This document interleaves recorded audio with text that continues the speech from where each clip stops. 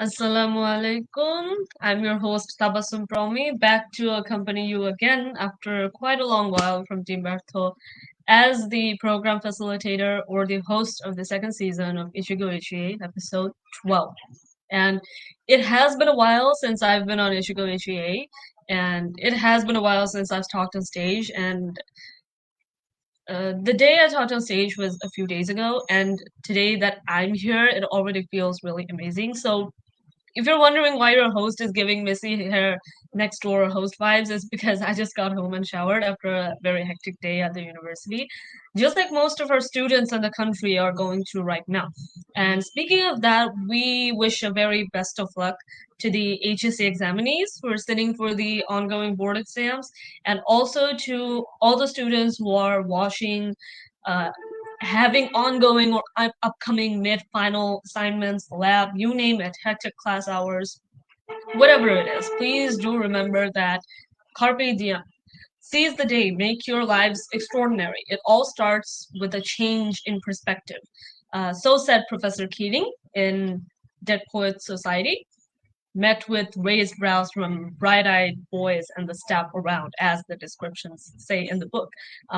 So I want to say that there are quite a lot of people who go by the motto carpe diem in their lives, seize the day, but make sure you know that where that quote came from and where that quote actually got famous or popular from, instead of just using it because the quote itself is just popular. So Dead Poet Society is a really great book with a great movie adaptation, and I would say they're amazing. So you might be a fool if you carpe diem every day, but not much truly without knowing the true meaning of it. So I kind of bought this up and wanted to talk about it because Death Poet Society is my current read, and that's a free book recommendation for you. I'm also reading Normal People and Before the Coffee Gets Cold. So speaking of that again, grab your cup of coffee because we're in for a really good show today. Now let's get on with our show and the usual intro. Ichi-go Ichi-e is our live series from Team Bertho where we invite initiators, activists, and instructors from all over the world to join us virtually, as in you're seeing this live, and keep you, our audience, engaged with a lot of valuable discussions, sessions, which are obviously skills based.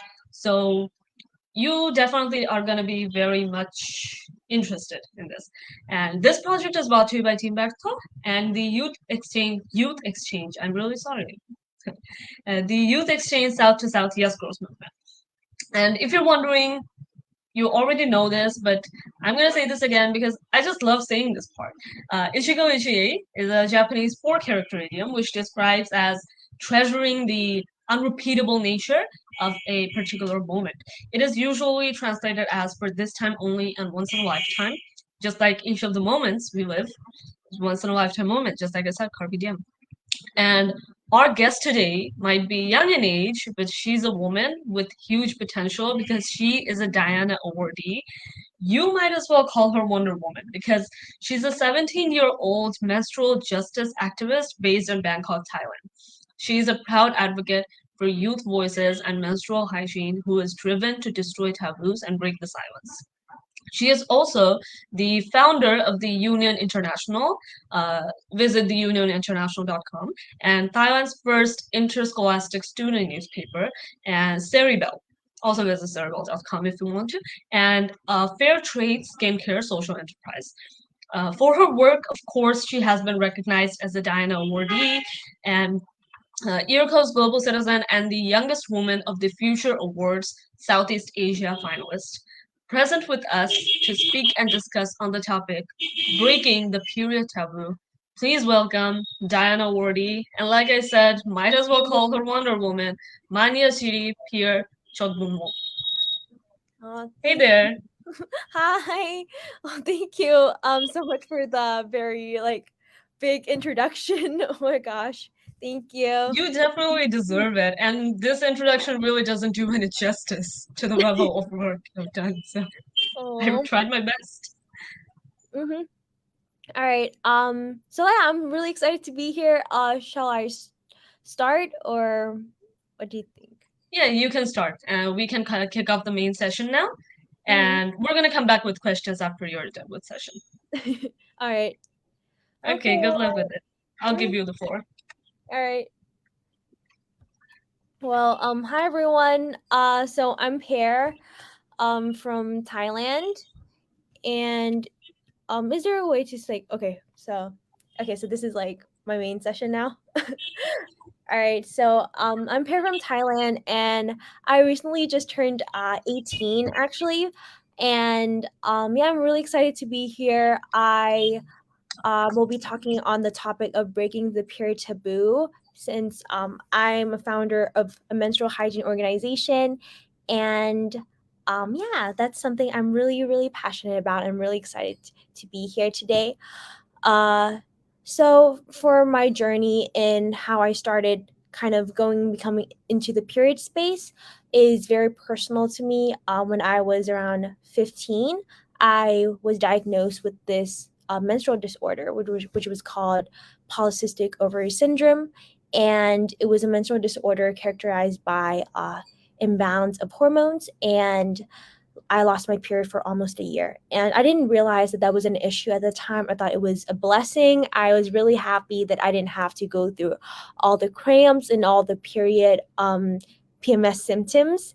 But then after learning that this is actually a big issue, that I was actually like a menstrual disorder patient, I began having more conversations with girls at my school about like, oh, I have this issue, and I was very embarrassed to speak up in the beginning.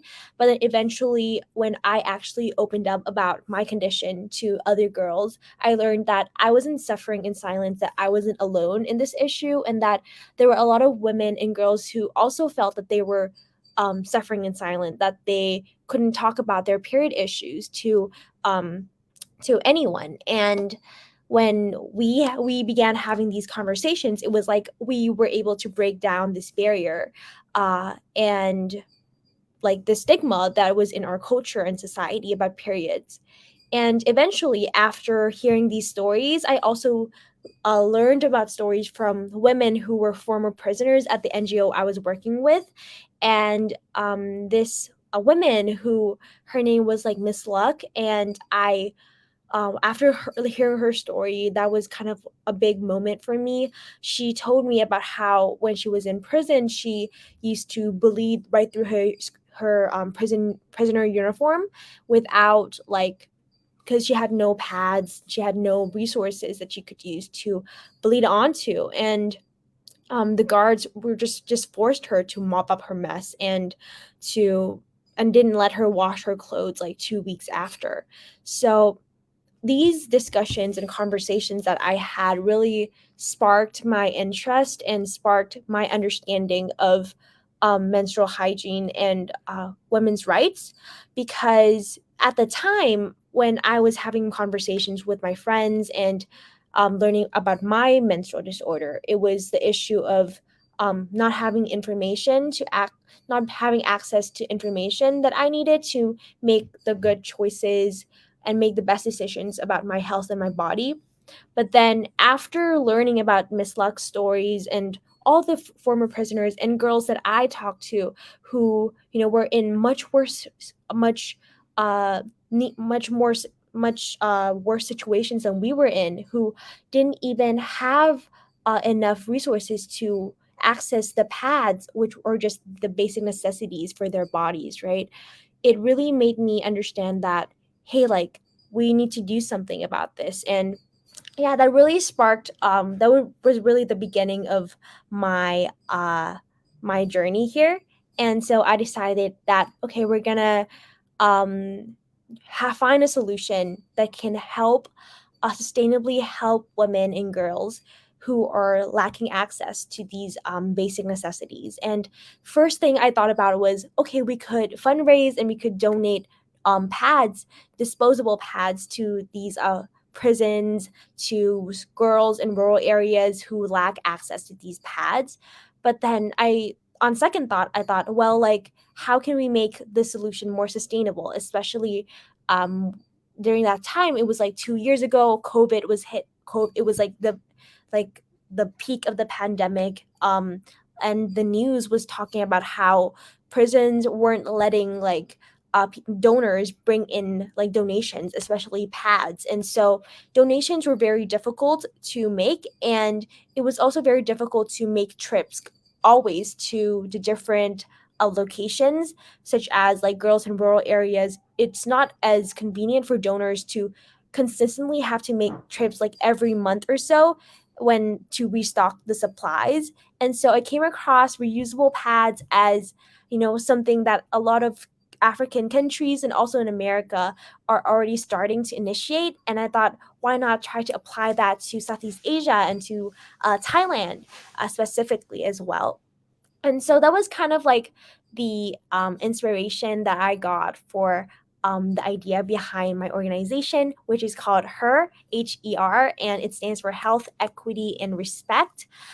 So that's what we do. We create reusable pads, and we also create sugarcane fiber pads that we distribute to women across 5 countries.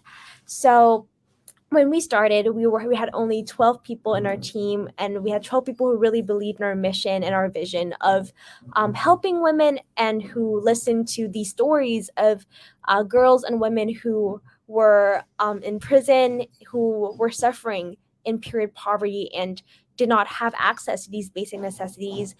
And they joined me in like creating this organization.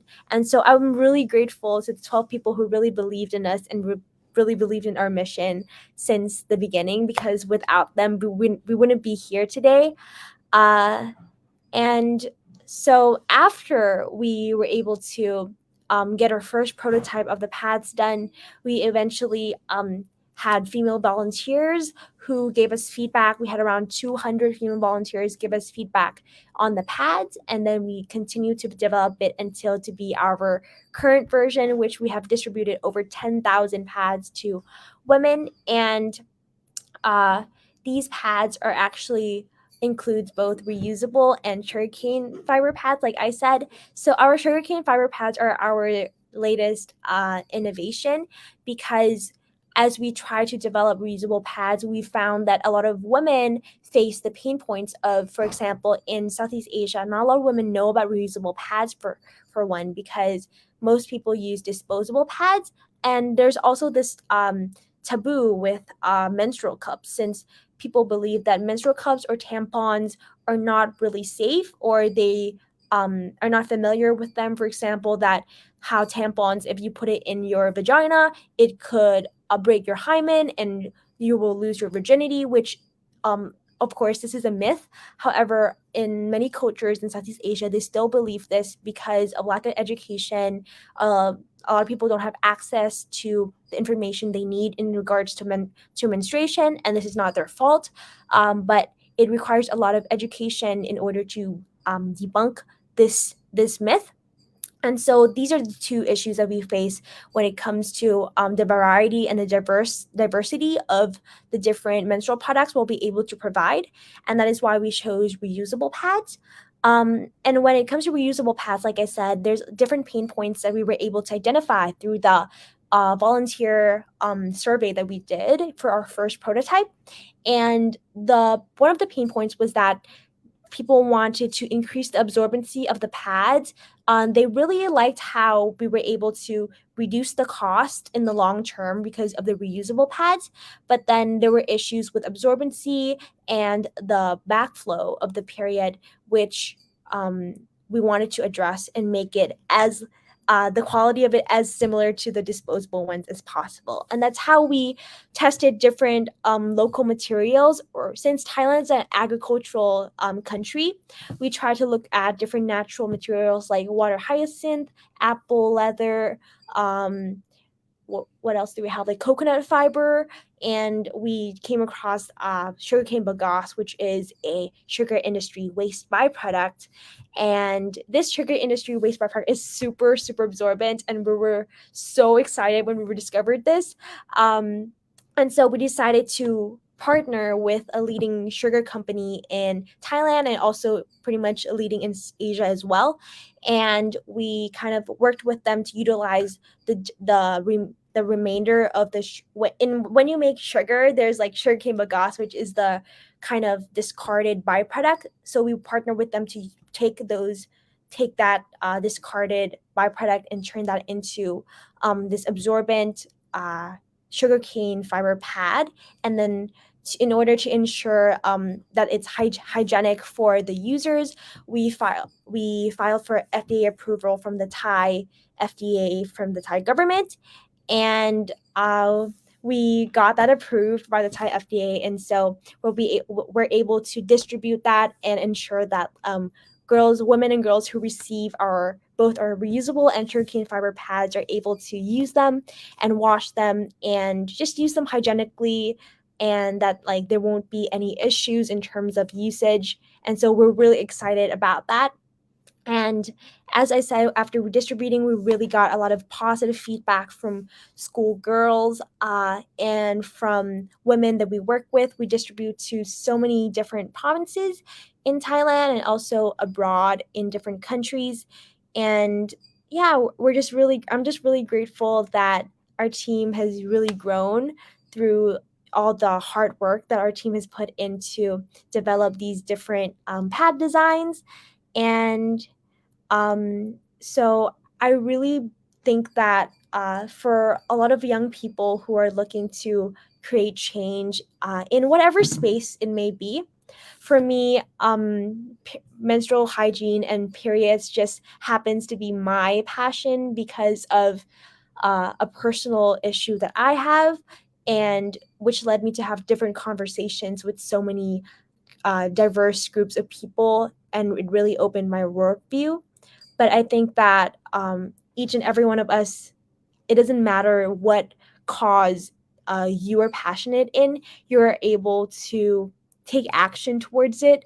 And even if you don't know what steps specifically you need to take, like when I started, I didn't know what I had to do really. I never started a nonprofit in my life. So all I knew was that I wanted to do something for the women who I spoke to, because I really felt passionately about, the conversations that I had. It was true and it was all raw human emotion. And in that moment, when these conversations have set a fire in you, you can really feel that I have to do something, even if I don't know what it is, even if I'm not sure what it is, or even if I've never done something like this before.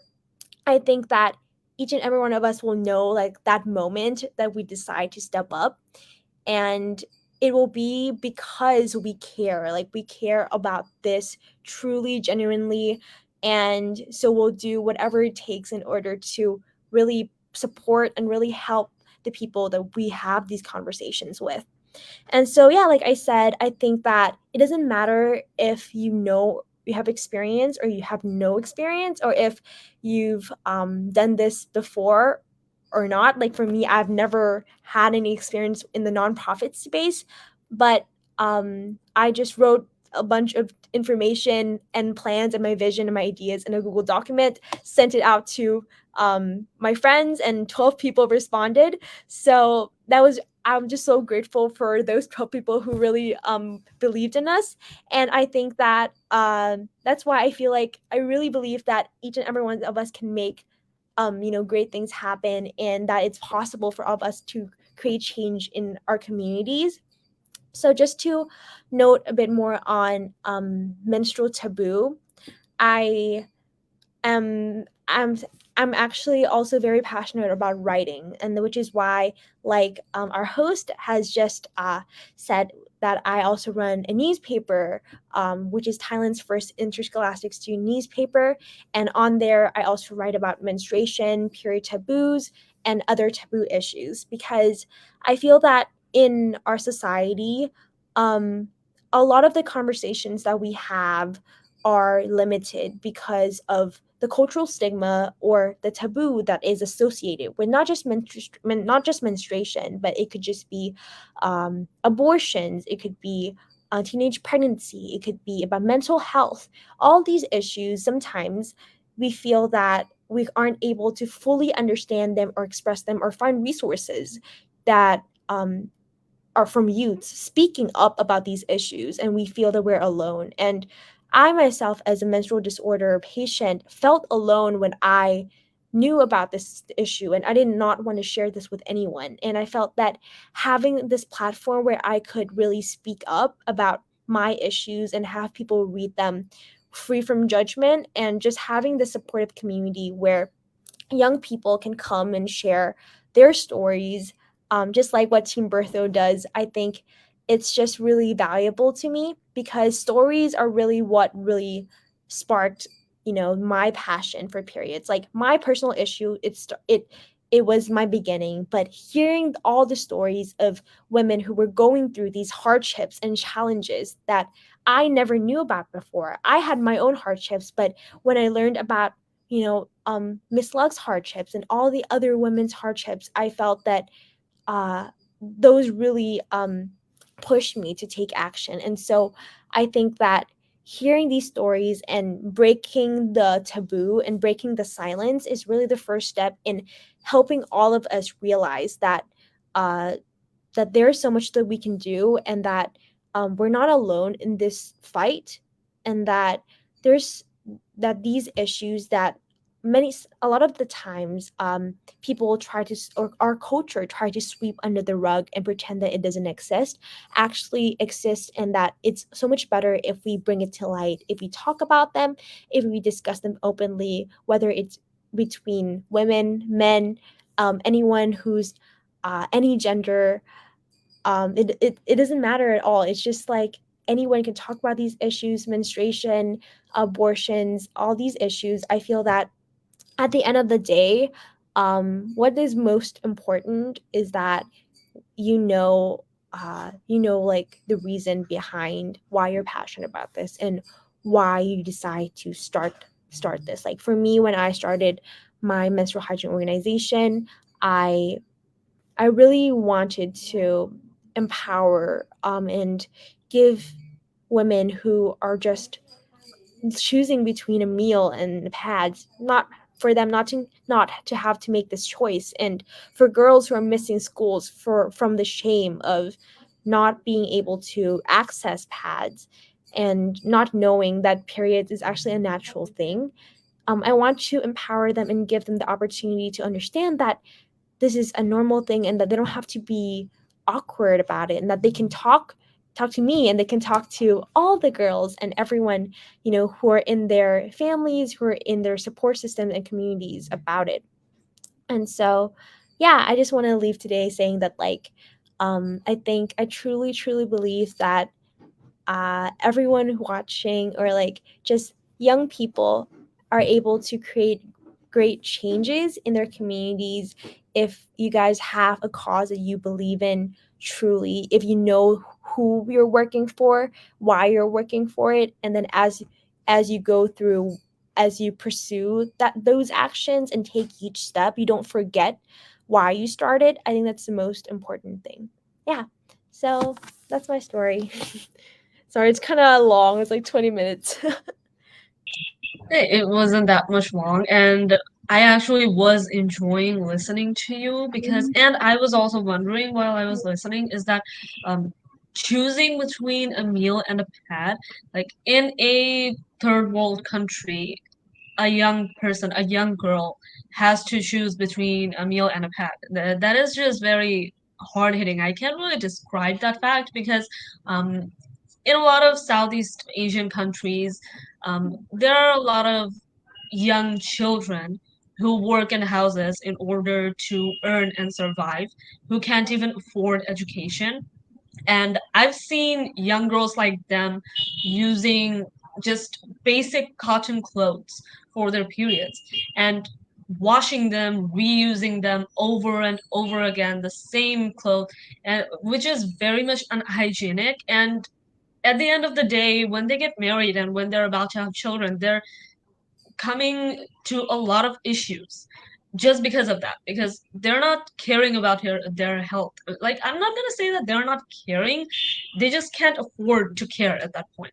Yeah. That's the whole thing. And the pad idea, since it's based on reusability and of course no plastic, because pads these days are basically packed by plastic, right? And plastic hurts the planet. And the current pads we use, like the basic mainstream ones, also has a lot of harmful chemicals. So I was wondering another thing, that what if the idea you generated becomes so much mainstream that these kind of mainstream pad companies just adopt that idea and just fuse it with the plastic chemical idea, and just I can't really imagine how that would turn out, because Mhm. evil people can use a good idea to their own advantage. So let's hope it doesn't get to that. It's just a wild thought. That's it. Mhm. Okay, Um, so yeah. Thank you. go on. I I think I just wanted to add that like your comment about women having to choose between pads and a meal, like definitely in third countries we see what's happening in the streets, but we also see like in even developed countries like in America, women are still like this is still happening. Homeless women are still having to choose between pads and a meal, and they are still like in period poverty. And um so I think that this issue spans like globally, like like more than 500 million women experience period poverty worldwide. And so if we're able to expand the scope of our impact in terms of, yeah, like you said, if we're able to, you know, talk to stakeholders and see how they can implement changes through their resources and how they can adopt maybe our model into their companies and organizations, then we might be able to have a larger impact on, you know, even more countries. Yeah. And I also noticed that the period taboo thing, currently, in parallel to the pads, organic menstrual cup is also a really great idea for sustainable menstrual hygiene, because it's actually safe. But a lot of people, like our parents and the elder people in our society, doesn't really want to accept the fact that it's not a taboo and it's not gonna harm your vagina or anything. So we need to step up and try to break that taboo, besides working with these sustainable ideas. Mm-hmm. And as you've said, it was really informative, and these ideas, I really hope that you really go forward with these ideas and you make a really huge impact in the woman population altogether. I do feel very proud for you, not gonna lie, after listening to your whole session. And I guess we don't have any comments, so I think we can conclude now. But before that, a little brief talk about the conclusion. Like, of course, before that, I want to say that follow Team Bertho on Instagram, Facebook, and of course, our guest's organization name.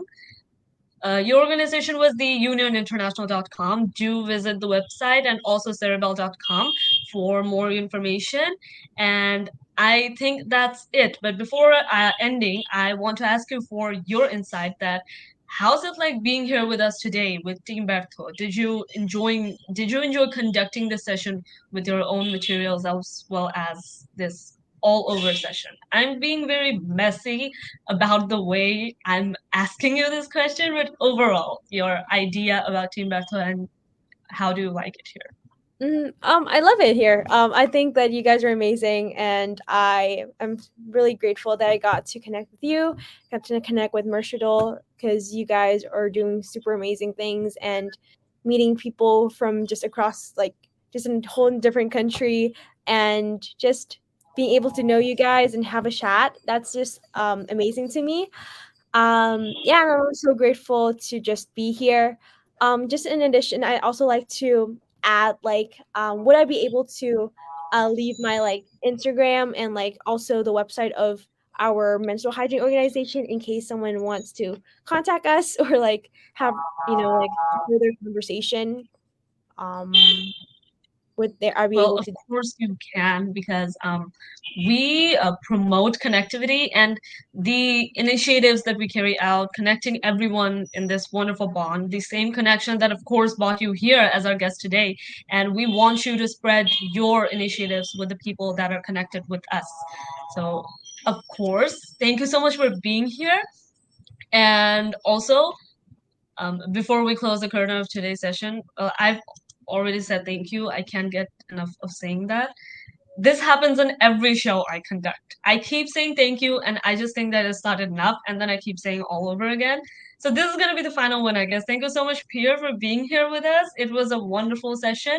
And before closing, I want to thank the audience who are watching, because of giving us the opportunity, like basically handing it to us and supporting us, because we won the Global Youth Award 2022 for the educational innovation that we're working on. And thank you so much to everyone who is supporting us through the page, through the Instagram page, the Facebook page, the YouTube, any media you may name. Thank you so much for being here. And thank you, Pierre. I guess we're going to end today's session. It was really nice being with you all. Thank you so much for watching. And also, her Instagram handle is in the comments. So do follow and do check out for more information. I guess this is the end for tonight. Good evening. Bye. Love yourself, love myself. Peace, everyone. Bye.